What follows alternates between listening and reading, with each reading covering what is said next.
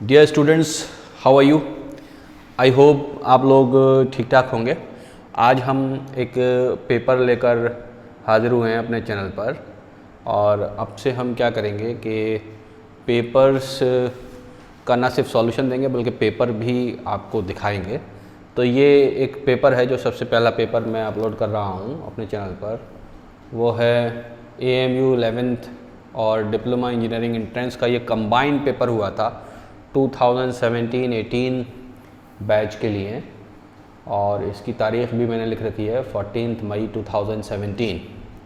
और जिस पेपर से हमने ये टाइप करवाया था वो सीरीज़ बी का था।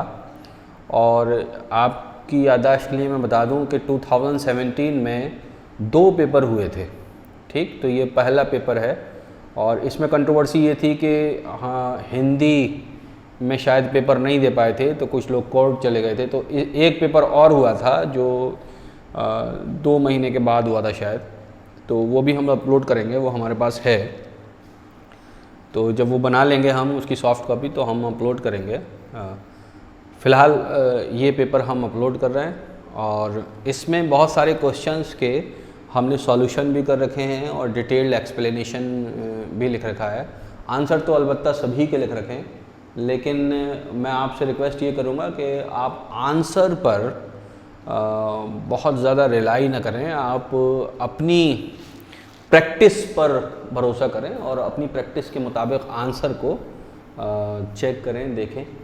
ओके, तो हम पेपर को आगे बढ़ाते हैं नाउ। तो हमारा जो पेपर है वो क्वेश्चन नंबर 1 हमारा मैथमेटिक्स से स्टार्ट हो रहा है।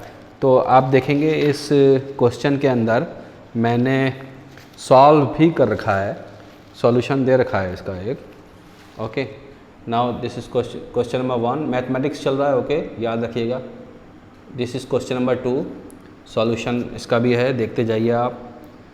दिस इज़ क्वेश्चन नंबर 3, इसका पूरा सॉल्यूशन नहीं दिख रहा है स्क्रीन पर, तो मैं नीचे कर देता हूँ इसको। ये अब पूरा सॉल्यूशन हो गया इसका। दिस इज़ क्वेश्चन नंबर 4, इसका सॉल्यूशन बड़ा है, ध्यान से देख लीजिए इसको। ओके, आगे बढ़ते हैं हम। सॉरी, मैं कुछ तेज़ चला गया। सॉल्यूशन क्वेश्चन नंबर 4 का ये चल रहा है सॉल्यूशन। ओके, नाउ इसको देख लीजिए, नाउ इसको देख लीजिए। यहाँ क्वेश्चन नंबर 4 का सॉल्यूशन एंड हो गया। Now this is question number 5। Question number 5 का सॉल्यूशन भी पूरा नहीं दिख रहा है, तो मैं स्क्रॉल डाउन करूँगा और इसको आप देखिए। ये क्वेश्चन नंबर 5 का सॉल्यूशन चल रहा है, और नीचे चलते हैं, और ये यहाँ पर एंड हो गया। ओके, क्वेश्चन नंबर 6 पर चलते हैं। क्वेश्चन नंबर 6 का सॉल्यूशन भी पूरा नहीं दिख रहा आपको, मैं नीचे तक दिखा देता हूँ। ये क्वेश्चन नंबर 6 का सॉल्यूशन है। क्वेश्चन नंबर 7, क्वेश्चन नंबर 7 का सॉल्यूशन भी आपको पूरा नहीं दिख रहा है, तो हम नीचे चलते हैं। ये क्वेश्चन नंबर 7 का सॉल्यूशन। नाउ क्वेश्चन नंबर 8, ये बहुत छोटा क्वेश्चन है, इसको ध्यान से देख लीजिए। फिर क्वेश्चन नंबर 9, क्वेश्चन नंबर 9 का सॉल्यूशन है पूरा, देख सकते हैं आप। Then question number 10, question number 10 का सॉल्यूशन भी पूरा है।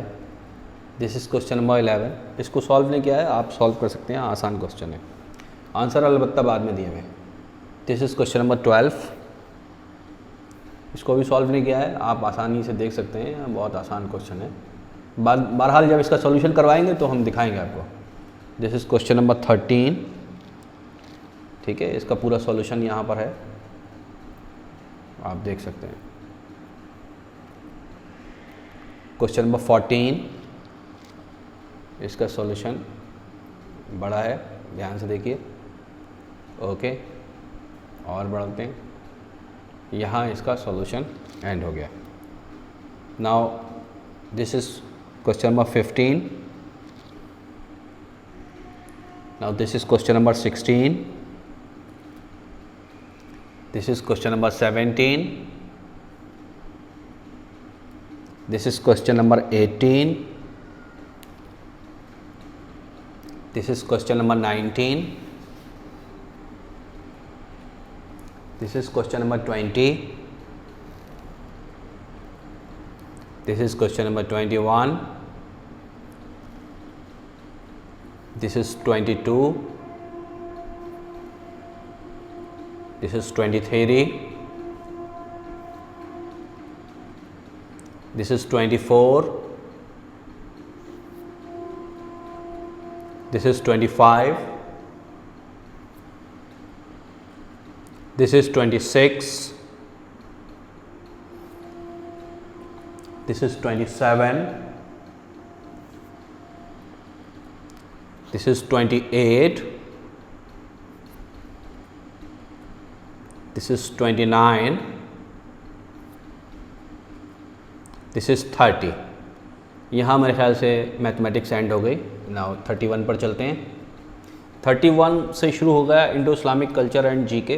तो 31 से जो स्टार्ट हुआ बेसिकली जीके हुआ, तो इंडो इस्लामिक कल्चर शायद 41 से स्टार्ट हुआ। तो दिस इज़ 31, दिस इज़ 32। देखिए मैंने जो भी आंसर लिखे हैं ना, तो खाली आंसर ही नहीं लिखे, बाकी जो ऑप्शंस हैं, आंसर तो एक ही ऑप्शन है, बाकी जो ऑप्शंस हैं ना उसकी डिटेल्स भी लिखी है। जैसे यहाँ रणजी ट्रॉफ़ी जो है वो डोमेस्टिक क्रिकेट है, तो आगा खां क्लब जो है वो फुटबॉल क्लब है ढाका में बांग्लादेश में। Davis club international men's tennis cup है। वर्कर्स कप गोल्फ ट्रॉफ़ी है, ठीक है। तो सबकी बाकी डिटेल भी लिखी है। तो आपको आंसर देखने के बाद खाली ये नहीं पता लगेगा कि आंसर क्या है, बल्कि और ऑप्शंस की जानकारी मिल जाएगी आपको। नाउ दिस इज़ 33, इसका भी आंसर लिखा है। दिस 34 को देखिए, द रेडियस ऑफ अर्थ पूछा है किलोमीटर्स में, तो इसका आंसर 6000 के करीब होना चाहिए, क्योंकि रेडियस ऑफ अर्थ 6371 किलोमीटर्स में होता है। आफ्टर दैट मैंने रेडियस ऑफ अर्थ ही नहीं छोड़ा, बल्कि सन भी दे दिया, मून भी दे दिया, मार्स भी दे दिया। ओके ठीक है। 35, 36, 37, 38, 39, इसका आंसर मैंने यहीं लिख रखा है, और ऑप्शंस में भी होगा, बाद में जो आंसर लिखेंगे उसमें भी होगा। 40 में जैसे देखिए 4 ऑप्शन है। ये सारे ही प्रेसिडेंट हैं यूनाइटेड स्टेट्स ऑफ अमेरिका के। तो फर्स्ट प्रेसिडेंट पूछा है, तो फर्स्ट प्रेसिडेंट जो भी आंसर हो, हमने बाकी सारे ऑप्शंस जो हैं वो भी लिखे। जैसे डोनाल्ड ट्रंप जो है 45th हैं, जॉर्ज डब्ल्यू बुश जो थे वो 43rd थे, अब्राहम लिंकन 16th थे। तो इसका मतलब क्या है कि जॉर्ज वाशिंगटन आंसर होगा इसका, ठीक है। आंसर मैंने नहीं लिखा, लेकिन बाकी 3 के ऑप्शंस भी लिख दिए। आगे चलते हैं। 41, देखिए यहाँ से इंडो इस्लामिक शुरू हो चुका है, ठीक है। इंडो इस्लामिक कल्चर वाला जो पार्ट था वो शुरू हो चुका है। 41, दिस इज़ 42, दिस इज़ 43। इसके देखिए मैंने इसमें भी डिटेल्ड आंसर लिखा है, और जो आंसर था उसके अलावा जो 3 ऑप्शंस और थे उनकी प्लेसेस ऑफ टॉम, बेसिकली ये पूछा है कि दिल्ली में इन चारों ऑप्शंस में से किस हस्ती का टॉम मौजूद है, ठीक है। तो जो चारों हस्तियां थीं उनमें ख्वाजा मोइनुद्दीन चिश्ती साहब का अजमेर में है, शेख अहमद सरहिंदी साहब का सरहिंद पाकिस्तान में है, बाबा फरीद गंज शकर का पंजाब में है जो कि पाकिस्तान का हिस्सा है। तो इसका मतलब हज़रत निज़ामुद्दीन औलिया बचते हैं। तो हम सब जानते हैं कि निज़ामुद्दीन पूरी एक जगह है, वहाँ पर हज़रत निज़ामुद्दीन एक जगह है। तो हज़रत निज़ामुद्दीन आंसर है। तो मैंने बाकी तीनों का भी लिख दिया मैंने। दिस इज़ 44 का भी मैंने डिटेल्ड आंसर लिखा है कि किसने इनकलाब जिंदाबाद का नारा दिया था। तो ये इन्होंने कब दिया था, और क्या नाम है, और ये इनकलाब जिंदाबाद का नारा किसने दिया था, ये भी मैंने लिखा। तो ये मौलाना हसरत मोहानी साहब ने सबसे पहले दिया था 1929 में। ओके, फिर उसके बाद जो है वो भगत सिंह ने भी ये स्लोगन दिया था, इनकलाब जिंदाबाद। तो आमतौर से लोग ये समझते हैं कि सिर्फ भगत सिंह ने दिया था। भगत सिंह ने तो काफ़ी बाद में दिया था, उससे पहले मौलाना हसरत मोहानी साहब ने दिया था ये स्लोगन, ठीक है। तो ये सब हिस्ट्री की बातें हैं, ये भी सब जानना ज़रूरी है। नाउ दिस इज़ 45 में भी मैंने डिटेल आंसर दिया है, आपको दिख रहा होगा, आप इसको देख सकते हैं। ना सिर्फ आप आंसर पता कर सकते हैं, बाकी आंसर के बारे में और भी चीज़ें पता कर सकते हैं। मोहम्मद गौरी से रिलेटेड है ये। मोहम्मद गौरी कब पैदा हुए मैंने ये भी बताया, उसकी तारीख़, मरने की क्या थी वो भी बताई, और कहाँ की एक्सपीडिशन थी, मुल्तान, और ये जीते थे या हारे थे ये भी इस पर लिखा है। Okay, what was the old name of Madinatul Munawwara, तो हम सब जानते हैं क्या नाम था, 46। इसका आंसर जो है आंसर की लिस्ट में होगा, ठीक है। This is 47, 48, this is 49 and now this is 50। तो मेरे ख्याल से यहाँ पर इंडो इस्लामिक कल्चर के सवाल भी ख़त्म हो गए। आफ्टर दैट फिज़िक्स स्टार्ट हो गई हमारी। ओके, तो फिज़िक्स का बहुत से सवालों का सॉल्यूशन कर रखा है, आंसर डिटेल लिख रखा है, बहुत से का कुछ का नहीं लिख रखा है। तो जो आसान है वो फ़िलहाल छोड़ रखे हैं, तो इसका सॉल्यूशन दिखा देता हूँ मैं आपको, ठीक है। This is the solution. Now next question is 52। इसका सॉल्यूशन नहीं कर रखा है, आप लोग कीजिएगा, आसान है। नाउ दिस इज़ 53, ठीक है। ये डी ऑप्शन जो है इसमें इन्फिनिटी लिख रहा है ये, ठीक है, इसको याद रखिएगा आप। आगे बढ़ते हैं। This is 54, this is 55। 55 का सॉल्यूशन भी पूरा दिख रहा है स्क्रीन पर। नाउ 56, इसका भी सॉल्यूशन दिख रहा है। कहीं कहीं डिटेल्ड सॉल्यूशन लिखा है, कहीं कहीं सिर्फ हिंट लिखा है, ठीक है, तो उससे आप समझ जाएंगे आसानी से। 57, दिस इज़ 57, दिस इज़ 58। ये फिज़िक्स का क्वेश्चन है और इसका सॉल्यूशन पूरा नज़र नहीं आ रहा है, तो दिखा देते हैं सॉल्यूशन, ठीक। ये सॉल्यूशन आ गया स्क्रीन पर। Now 59, this is 60, this is 61। 61 का सॉल्यूशन भी पूरा नहीं दिख रहा है, इसको दिखाते हैं। ये इलेक्ट्रिसिटी से रिलेटेड सवाल है, इसका सॉल्यूशन ये देखिए, ये सामने दिख रहा है। आफ्टर दैट 62, 62 का सॉल्यूशन दिखाते हैं, ठीक। ये आखिर में जो इक्वेशन लिख रही है ये बहुत ध्यान से देखिएगा, और ऊपर सॉल्यूशन की डिटेल लिख रखी है, उसको देखेंगे आप लोग। देन 63, इसका आंसर देख लेंगे हम। देन 64, देन 65, इसका सॉल्यूशन लिखा हुआ है, देखेंगे। 66, इसकी सॉल्यूशन की भी एक्सप्लेनेशन लिखा हुआ है।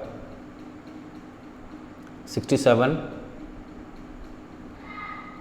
This is 68। 67 तक फिज़िक्स था, अब 68 से केमिस्ट्री शुरू हो गया। केमिस्ट्री में जो पहला सवाल है ये 68 पर, इसका मैंने डिटेल्ड सॉल्यूशन लिख रखा है। तो जो भी ऑप्शंस थे मैंने सबकी डेफिनेशंस लिख दी यहाँ, तो इससे आपको ये भी मिल जाएगी डेफिनेशन क्या होती है, स्पेसिफिक हीट की क्या होती है, हीट कैपेसिटी की क्या होती है, द हीट ऑफ सॉल्यूशन क्या होती है, तो ये मिल जाएगी। आफ्टर दैट हम चलते हैं नेक्स्ट क्वेश्चन पे। Now this is 69।